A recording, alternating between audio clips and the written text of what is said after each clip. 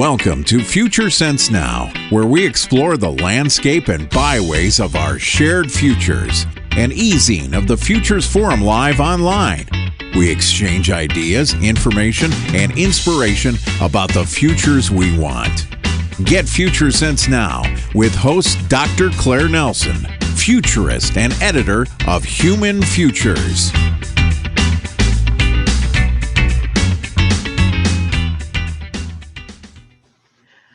Greetings and welcome to another edition of Future Sense Now, an online magazine of the Futures Forum. Futures Forum Live. It's Black History Month, February 2020, Vision 2020, and we're having a conversation about the future history of Black America. I'm trying to examine how Blacks in America might be faring in the year 2030 and beyond. I'm focused around 2030 in large part because it's considered a pull year with the UN Agenda 2030, which has all countries trying to work towards 17 global goals around achieving greater sustainability for all. The UN Sustainable Development Goal. And the Sustainable Development Goal number 5 in particular deals with the issue of women's equality in participation in leadership is a very key issue. And so to explore that topic, I have with me a distinguished leader who has been in the space of leading for a long time, I would say, since she was a teen. Dr. Faye Williams, Esquire, she's a lawyer. She's also the national president of the National Congress of Black Women. She was appointed by President Barack Obama to the Presidential Scholars Commission, and she hosts on WPFW FM 89.3, a show called Wake Up and Stay Woke. She's had a distinguished career, starting from her days as a young speech and dramatic arts graduate, moving towards public administration. That's what she has her doctorate in. And she also has a JD and many other degrees, including, if you will, an honorary doctorate in theology. More importantly, I think to her, is her sisterhood, her love of her sisters, and she distinguishes herself in that as a life member of the Delta Sigma Theater, as well as the NAACP National Congress of Black Women.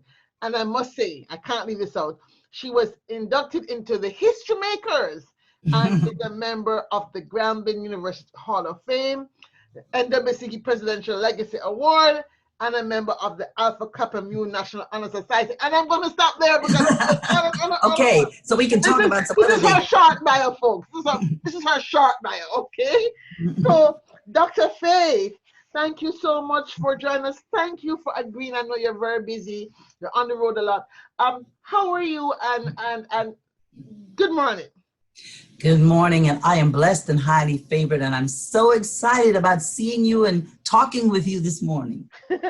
You know, you are aware, because you follow global issues, I'm sure, that the SDGs have been around since 2015. It's 5 years into it, and America certainly, and Black America certainly has not really looked at this global conversation as a way in which to anchor itself and to help set goals around where it is we want to go for the future. This is why I'm having this conversation. So we know we're talking about in 2030, 8 billion people. We know we're talking about AI everywhere, Internet of Things, 400 billion mobile phones. We know we're looking at issues around the future of work, unionism being pushed back. It's just a very, chaotic, if you will, time of change.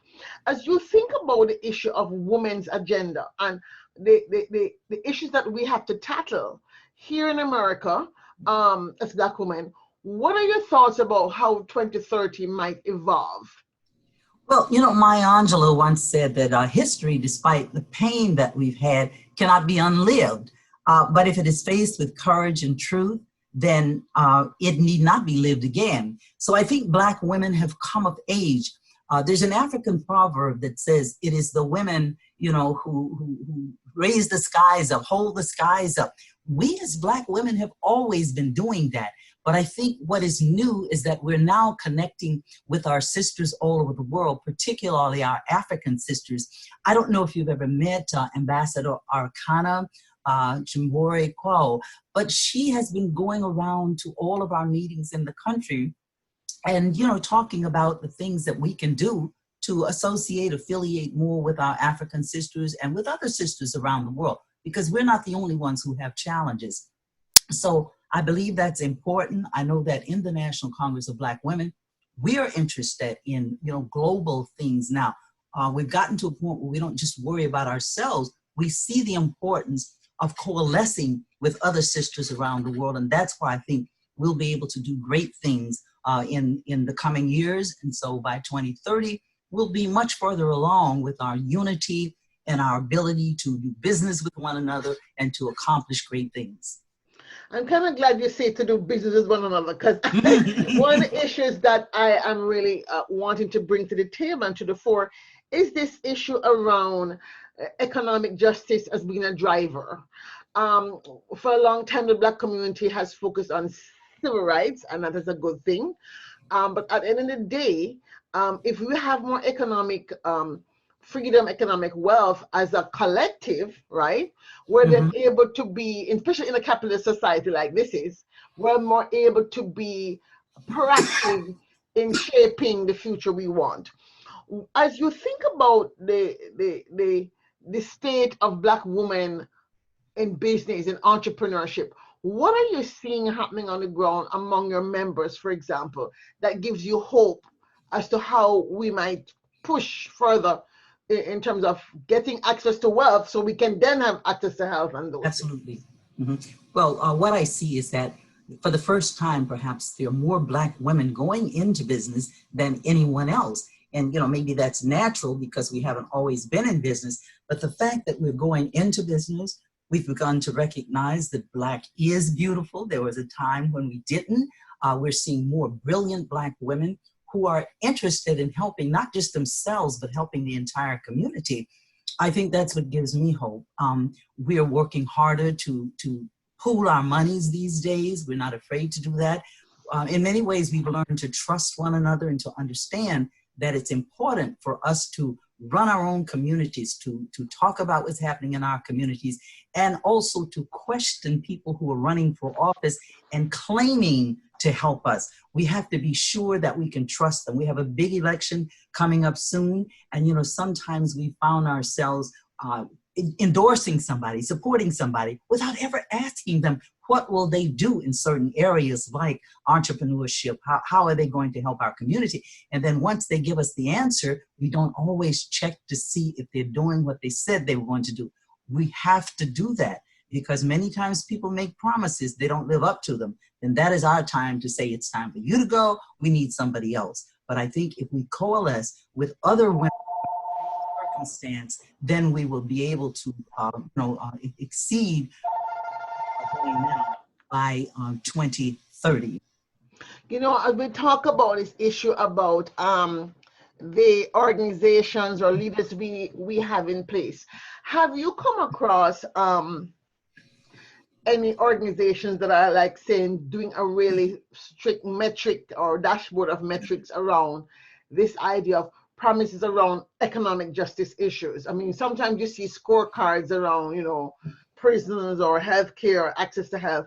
Do you know of any group that's actually keeping a dashboard of metrics in terms of how politicians are doing in support of the economic agenda? And I'm saying this especially around those cities which are being challenged with gentrification and those kinds of things. What are you seeing?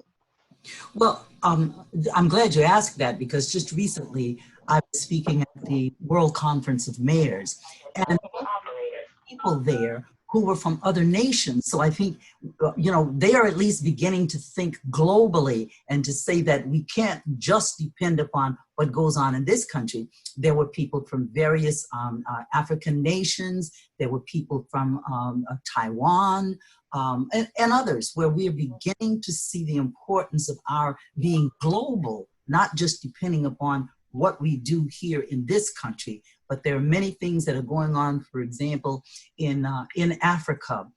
There are efforts to make it easier to travel in and out of Africa. There's some nations that are offering us, dual citizenship so that we can more easily get into and out of those nations. So I think all of those things will work to help us, coalesce and do some better things for our communities. And in the case of Black women, it's almost always for the entire family when we work. We don't just work for ourselves. And unfortunately, that's what too many of our leaders do. But I have seen in the World Conference of Mayors, the Secretary General is, of course, the former mayor of Tuskegee, Johnny Ford, who's doing a great job with bringing men, women, people from other countries, et cetera, together and are visiting them, learning more about them. And of course, technology is making it easier for us to communicate with people globally. So I think we'll be able to succeed by 2030 in bringing all of that together for the betterment of our community. So yes, because there's a conversation going about that cities, especially the larger ones, are going to be really the holders of people going forward. The demographics and the issues around climate change and water and access to food are certain things that are driving a much more robust conversation about how do we ensure that we have flourishing, smart cities. So as you talk about, let's say, mayors and people in politics, are you seeing women, Black women in politics, coalescing around economic agendas? What is happening on the ground that you feel, not what's happening in Africa, what's happening here? Are you seeing Black women mayors, Black women county executives or council chairs, or those kind of coalescing to see how can we make a goal around economic access and economic justice to help drive this vision of a flourishing future? Are you seeing that? Well, I think to some extent we are. For example, in my home state, which is Louisiana, there are about 20 Black women mayors now. When I ran for office some years ago, there were none. So I think that's progress. And what I've seen them do is come together at various meetings, have them hold seminars on this issue, and be agreeable to working with one another. There was a time when many of our people just worked for themselves or for their community. But I think I'm beginning to see that women see the importance of our working together, helping each other, and that it's not taking away from us. I see sororities holding seminars on business and how Black women can work together. But I'm also encouraged because I'm beginning to see that brown women and other women are seeing the importance of our working together, not just Black women.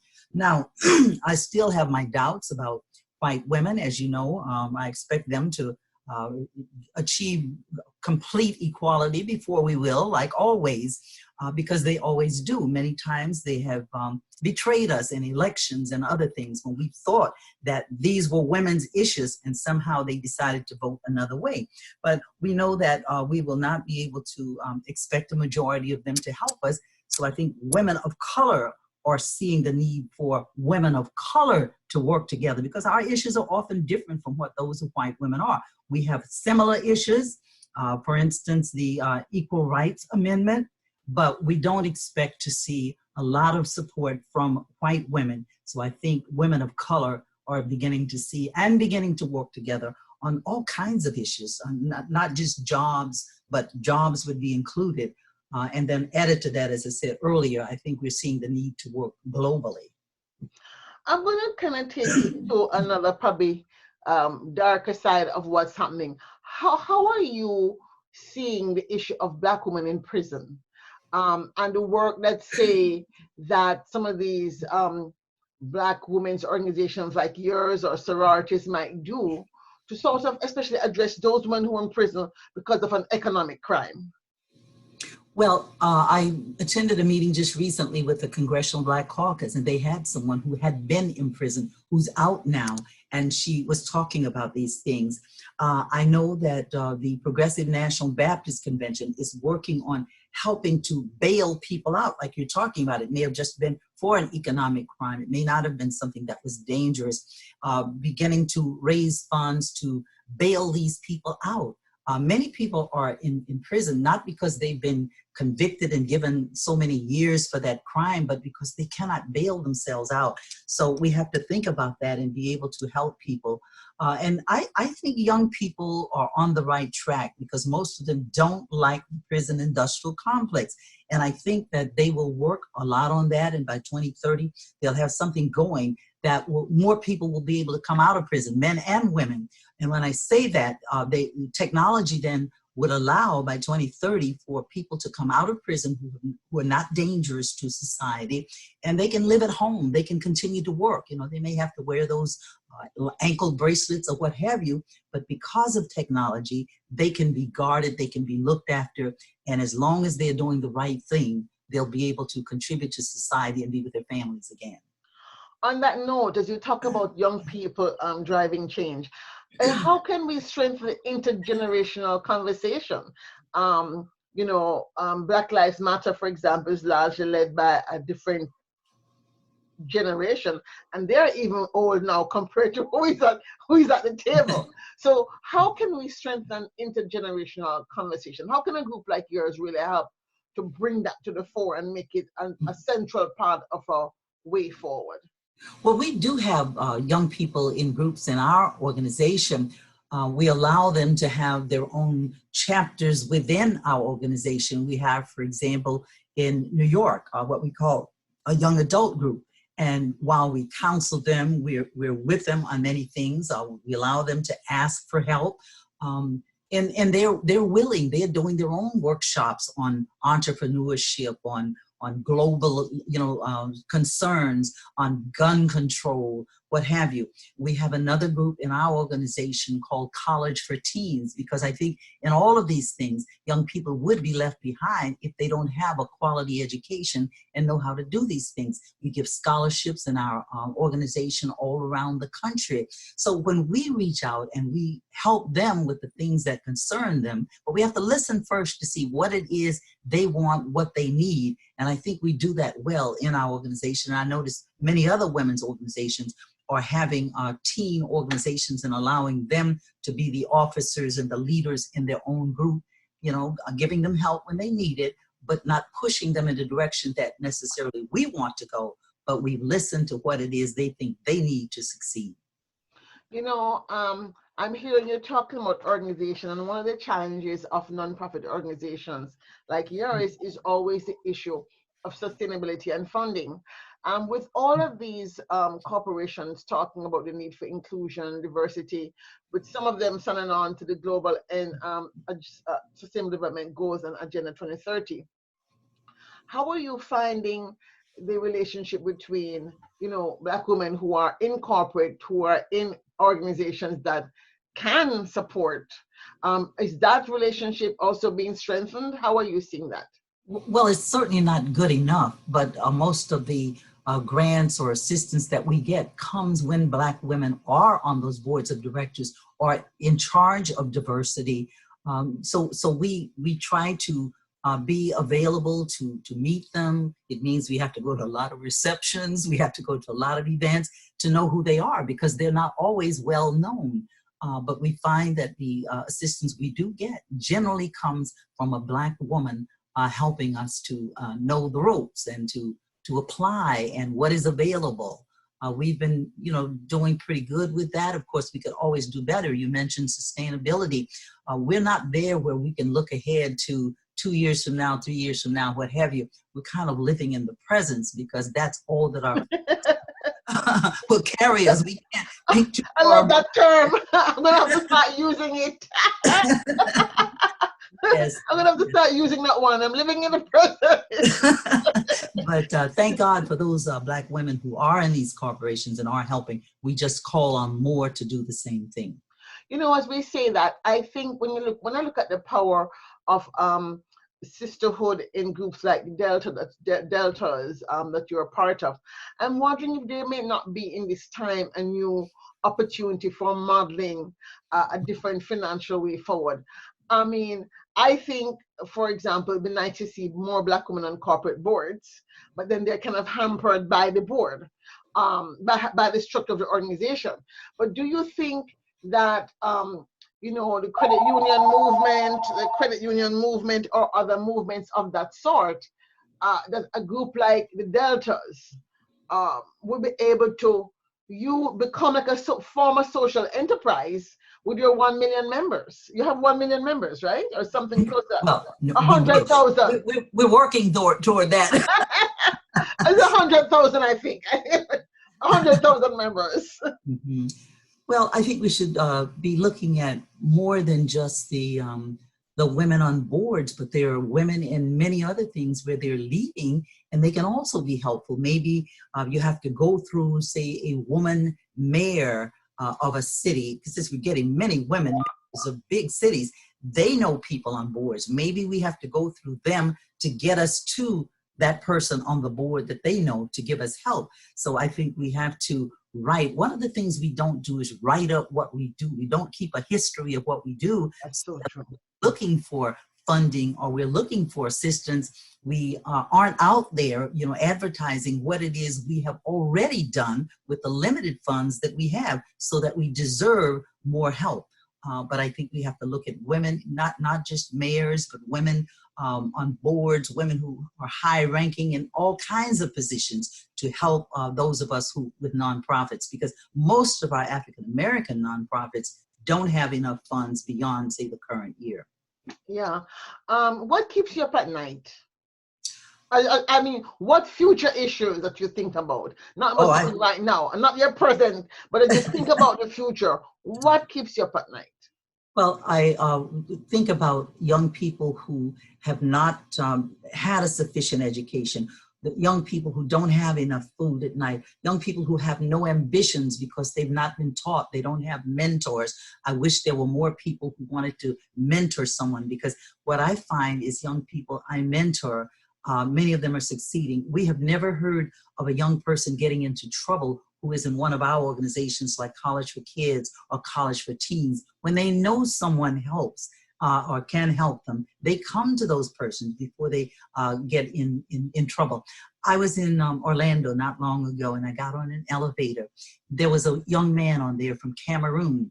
20 years ago, I was his mentor. He is doing such wonderful things now. We have a young man in California who is working with writing for movies. Again, he writes me all the time, and he thanks me for growing up in our organization, the help we gave him. He's succeeding very well. And I think when we keep up with our mentees in years to come, we don't just drop them because this year they're in our program, but we keep up with them, they're more likely to succeed. So young people need mentors. And that keeps me up at night, that some people don't find the time to mentor at least one young person.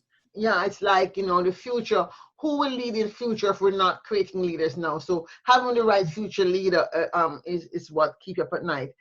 Yes. When you think about this issue of leadership, right? Yes. And this idea of shaping the future we want, do you think just having women at the table will make a difference if they're not the right woman? I mean, we have had 3 women running for president this year. We have, it's 3, I think. I don't know if they're all still in the race, but at least 3 running for president. It was 4 at one time. Do you think that now that it's no longer just 1, it's 4, that density is going to change the conversation? Because to me, I don't see the point of having a woman who's going to have the same mindset, the same thoughts, the same style of leadership, because they have to fit into a man's world. What is your thought about that? Well, I think we need to have more than one woman at the table. We need as many as we can get, and we need to be supportive of them. But we also need to know who they are before we support them. Many times when people apply for jobs or think they're going to be chosen, they will ask us for, do we know this person? What about this? But what is this person's history? And when we know that history, then we can push them, we can support them, and we can continue to lean on companies about the need to have more than one. I mean, everybody can have one. And as you said, that may not make a difference, but we need more, and we need to be supporting them. We need to be identifying them. I know that when my predecessor, Dr. C. Dolores Tucker, was living, she always kept a book, just a big book of women, as is said, who are capable of doing various things, so that when a president is elected, we can give that president a person for every position, or more than one person for every position in their in their administration. We need to do that not just with presidential candidates, but with all candidates and all companies. And not just candidates. I'm thinking that might now apply to the issue of women and corporate boards, especially those boards that look after pension funds for large cities like New York, the controllers in those places that claim they can't find people. So a lot of work to be done in that sense, you know. Right. And don't underestimate the importance of some of the other jobs other than being at the top. There are some other jobs where women can make a difference if they're in that company, in that corporation. Yeah, we're quite right about that. So you're also in the media. So I want to ask you a question about media. How can we ensure that as we go forward? I know media has changed a lot, and everybody has their own mouthpiece. We can all have our own mouthpiece. Radio is changing. Yesterday was World Radio Day, for example. We talked about I was looking into the whole future of radio and how that would be different. But how are we going to ensure that the Black media is ready to continue to be a viable and valued mouthpiece, if you will, or shared space for our ideas to kind of bubble through the community? Well, unfortunately, I think at some point there's not going to be such a thing as Black media, brown media, whatever. There's going to be global media, and we're going to have our people who may be working now in Black media find themselves into the general media, because that's what more people look at. It's not just Black people who need to know what Black people are doing. All of these others need to know it. And when we limit ourselves to Black media, we don't get the word out about who we are, what we're capable of doing. So I think we need to think in terms of a global media by 2030. Yeah, excellent. So are you optimistic or pessimistic or neutralistic about the future? Neutralistic is my word I made up, so you know. I know. What Yes. Well, I think I'm wildly optimistic about the future, because I see more Black women becoming more educated, becoming more caring, and seeing the need to help those who are coming behind them. In the Black community, we have a thing about lifting others as we climb. I see more Black women doing that. I see more Black women being in charge of various things, in charge of various cities, and coming up with programs for young people. So I'm really optimistic about the future. I don't think that we can continue to live with some of the things that are happening to us without more people rising to the occasion. And the Black women are the ones who are most likely to do that and to give guidance and lead us into what we need to be doing. And as I said again, Black women have always been interested in education. So when we get these positions, we're going to be finding, and we are finding, more funds. And when we can't find the funds, we do it ourselves. Our members, for instance, do things on Saturday for young people, help them learn all the various wonderful things they can be in life. It's called our College for Kids program. We start with the 9-year-olds. We think we need to start young. And many women's organizations have similar programs around the country. So I'm really optimistic about the future. Okay, so as we come to a close, I have one last question. I want you to jump into 2030 or whatever year you prefer, as long as it's 2030 is fine. I'll still be around. But I prefer to say the year when we hopefully still will be alive. Can you share with me a headline story about what you see as a good future, an optimistic future in 2030? Oh, absolutely. I think by 2030, the rules for our country and about presidents will have changed. And the headline we wake up one morning is, Obama is back.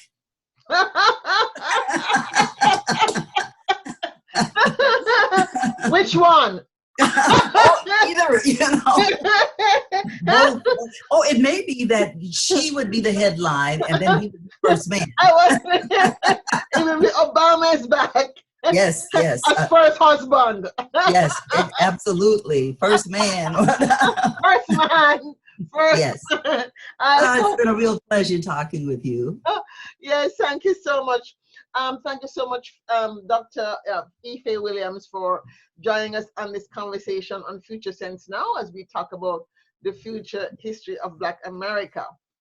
And that's it, folks. Thank you for joining me on Future Sense Now, where we explore salient ideas for sustainable futures. Remember that the future is embedded in the landscape of today. So seize the future and go out and co-create it.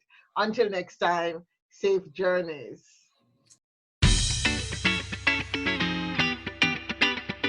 Thank you for listening to Future Sense Now with Dr. Claire Nelson. Future Sense Now is produced by the Futures Forum in Washington, D.C. For more information, visit www.thefuturesforum.org. Remember, our futures are embedded in the landscape of our present stories. Seize the day, share this story, and share the future.